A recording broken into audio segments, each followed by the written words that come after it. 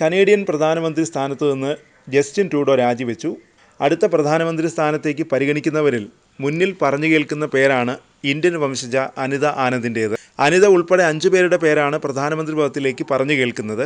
Canada പാർലമെൻറ്റിലേക്ക് Tamil Nadu സ്വദേശിയായ 57-കാരി അനിത ആനന്ദ് എത്തുകയാണെങ്കിൽ അത് ചരിത്രമാകും. ഗൂഗിളിലും social media ഹാൻഡിലുകളിലും Anitha ആനന്ദിനെക്കുറിച്ചുള്ള അന്വേഷണം സജീവമായിരിക്കുന്നു.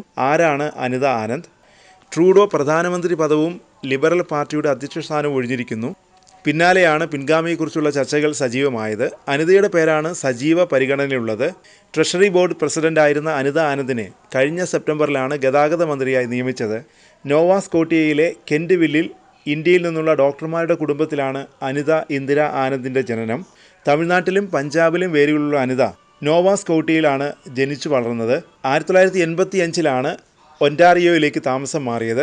അനിതയുടെ അമ്മ സരോജ് ഡി റാം അനസ്തേഷ്യോളജിസ്റ്റായിരുന്നു. പിതാവ് SV ആനന്ദ് ജനറൽ സർജനും ഭർത്താവ് ജോണും 4 മക്കളുമാണ് അനിതയുടെ കുടുംബം. തൻ്റെ രാഷ്ട്രീയ ജീവിതം ആരംഭിക്കുന്നതിന് മുമ്പ് അനിത അക്കാഡമിക് രംഗത്ത് ശ്രദ്ധേയയായിരുന്നു. ടൊറൻറ്റോ യൂണിവേഴ്സിറ്റി ഓഫ് ലോ ഫാക്കൽറ്റിയിൽ പ്രൊഫസറായി പ്രവർത്തിച്ചു.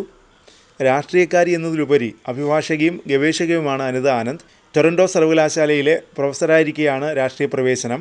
ക്വീൻസ് യൂണിവേഴ്സിറ്റിയിൽ നിന്ന് പൊളിറ്റിക്കൽ സയൻസിൽ ബിരുദം, ഓക്സ്ഫോർഡ് യൂണിവേഴ്സിറ്റിയിൽ നിന്ന് നിയമശാസ്ത്രത്തിൽ ബിരുദം, ടൊറൻറ്റോ യൂണിവേഴ്സിറ്റിയിൽ നിന്ന് നിയമത്തിൽ ബിരുദാനന്തര ബിരുദം എന്നിവയാണ് അനിത ആനന്ദിൻ്റെ വിദ്യാഭ്യാസ യോഗ്യതകൾ. 2019-ൽ ഓക്വില്ലിൽ നിന്നാണ് ആദ്യമായി പാർലമെൻറ്റിലെത്തിയത്. 2019 മുതൽ 2021 വരെ പൊതുസേവന മന്ത്രിയായും ദേശീയ പ്രതിരോധ മന്ത്രിയായും സേവനമനുഷ്ഠിച്ചിട്ടുണ്ട്. ചുരുങ്ങിയ കാലം കൊണ്ട് കനേഡിയൻ രാഷ്ട്രീയത്തിലെ പ്രമുഖ വ്യക്തിത്വമായി അനിത ആനന്ദ് ഉയർന്നു.